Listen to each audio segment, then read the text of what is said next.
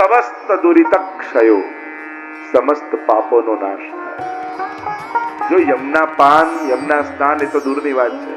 કેવલ યમુનાજીનું નામ લઈ લો ને, યમુના કે નામ અઘદૂર ભાગે, યમુનાજીનું નામ લઈ લો ને તો એ સમસ્ત પાપો સમાપ્ત થઈ જાય.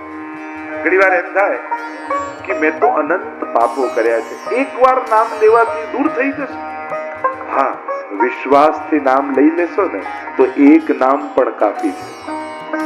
વિશ્વાસ મોટો હશે, એકવાર લીધેલું નામ પણ અનંત જન્મોના પાપોને સમાપ્ત કરે. જેમ કોઈ ઓરડો 100 વર્ષથી બંધ હોય, અંધારું હોય, તે 100 વર્ષનું અંધારું દૂર કરવા માટે કેટલા વર્ષ લાગે?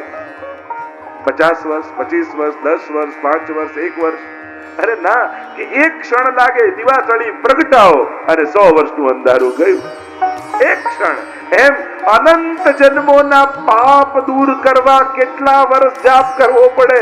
તો કહ્યું એટલા વર્ષ ન ગણીશ, એક વાર દિલથી હે યમુને પુકારી લે, તારા અનંત જન્મોના પાપ સમાપ્ત થઈ.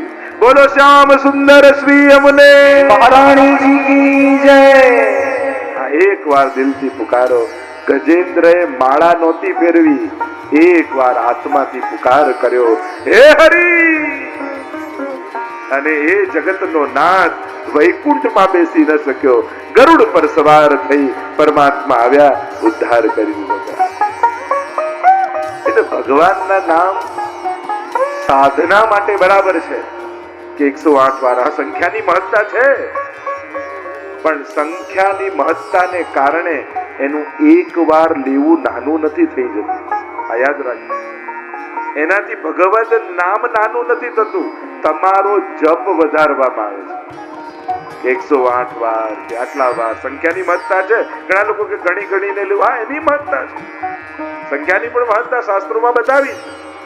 આપણે ત્યાં કેટલાક 11 નો આંક, 56 નો, 84 નો, 108 કેટલા આંકોની પણ મહત્તા છે. એટલે એવું નહીં માનવું કે અંકની મહત્તા નથી.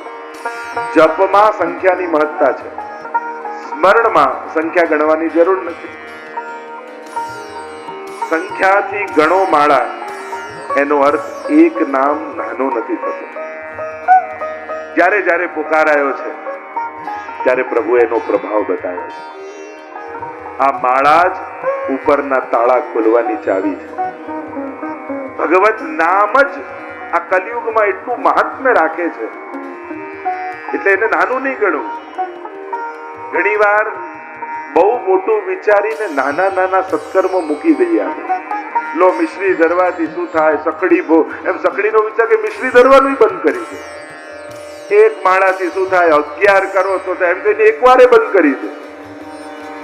એટલે મોટો સંકલ્પ વિચાર કરી, નાના ભગવત નામ નાનું નથી. એ એક વાર લખ્યું હોય કે 1000 વાર, એ એક વારની પણ મહત્તા છે. એટલે અહીંયા કહ્યું શ્રી યમુનાજીનું નામ કેવું છે? તો કહ્યું કે એસી શ્રી યમને જાન તુમ કરો ગુણગાન. આવા કૃપાળુ યમુનાજીને જાણી અને એના ગુણગાન કરો, કારણ કે રસિક પ્રીતમ પાય નગ અમોલે. એનાથી શું થશે કે રસિક પ્રીતમ છાપ છે કે હરિરાય મહાપ્રભુજી એમના બધા પદો રસિક પ્રીતમના નામથી. તો રસિક પ્રીતમ પાય, યમુનાજીનું નામ લેવાથી શું થયું? પ્રીતમ પાય નગ અમોલે, અણમોલ નગ એવા ઠાકોરજીને મેં યમુનાજીના નામથી પામી લીધા. કારણ કે જ્યારે જ્યારે યમુનાજીના નામને પુકાર્યા છે ત્યારે ત્યારે યમુનાજી દોડીને આવ્યા. તો યમુનાજીના નામનું મહાત્મ્ય યમુનાષ્ટકમાં આવે, તવા સમસ્ત દુરિતક્ષયો, પાપોનો નાશ થાય. ભવતી વૈ મુકુંદે રતિ, ઠાકોરજીમાં પરમ પ્રીતિ થાય. જો પુણ્યના ઉપાયો શાસ્ત્રોમાં છે, તેનાથી પુણ્ય મળે, પણ ભગવત પ્રેમ કેમ મળે એનો કોઈ ઉપાય નથી. એ તો એની કૃપા થકી જ મળે. પણ ઉપાય બતાવતા મહાપ્રભુજીએ કહ્યું, આ યમુનાજીના નામમાં એવી તાકાત છે કે તારા શુષ્ક હૃદયમાં પણ ભગવત પ્રેમનું ઝરણું વહાવી શકે. ભવતી વૈ મુકુંદે રતિ. ત્રીજું, તયા સકલ સિદ્ધયો, સકલ સિદ્ધિનું દાન યમુનાજી કરે છે. સંયોગાત્મક, વિપ્રયોગાત્મક 8 પ્રકારની સિદ્ધિઓ ગણાવી ટીકામાં. સકલ સિદ્ધિઓ યમુનાજી સિદ્ધ કર્યા. તયા સંગ મુરરી પુષ્ટ સંતુષ્ટથી, પ્રભુને પરમ સંતોષ થાય. જપો યમુનાજીનું નામ અને તૃપ્તિ થાય ઠાકોરજી. ભક્ત પર સંતોષ થાય. અને પાંચમું ફળ સ્વભાવ વિજયો ભવે, સ્વભાવ પર વિજય આવે. દુનિયાનો માણસ 100 જણાનો સ્ટાફ હોય 100 જણાને કંટ્રોલ કરનારા બોસને પોતાના પર કંટ્રોલ ના હોય. માણસ પોતાની આગળ રોજ હારતો હોય.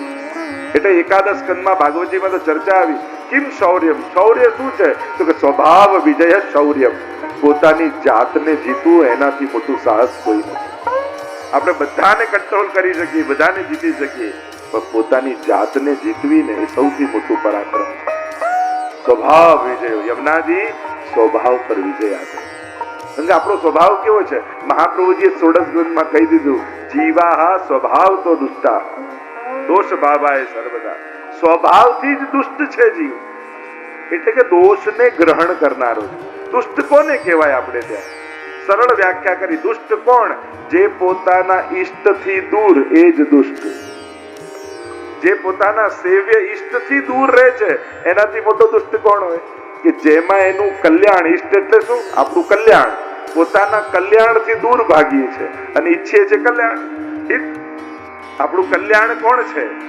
દિન દિન હોત કલ્યાણ સાવરો, મંગલ રૂપ નિધાન. મંગલનો નિધિ એ તો ઠાકોરજી જ છે.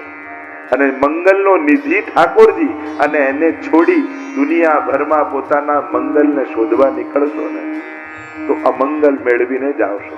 કારણ કે મંગલ રૂપ નિધાન સાવરો. મંગલનો નિધિ કોણ? મંગળ આપણું ક્યાં છે? તો કે પ્રભુમાં.